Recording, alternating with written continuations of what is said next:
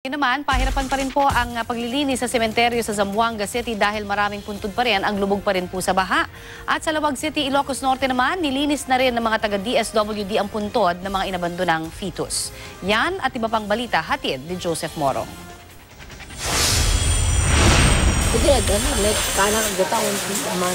Mga puntod ng mga inabandonang fetus ang nilinis ng mga taga-DSWD sa Lawag City. Sa kanilang tala, 10 fetus na ang nakalibing sa Catholic Cemetery. Nakita mga fetus sa iba't ibang lugar sa Lawag, kaya sa Undas, plano ng DSWD na mag-alay ng misa para sa mga ito. Sa Baler, Aurora, sinimula na rin ang paglilinis ng mga puntod pero dahil walang tubig sa lugar, mano-mano ang pag-iigib ng mga residente para makapaglinis. Pininturahan din nila ang mga puntod.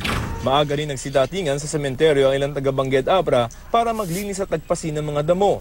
Para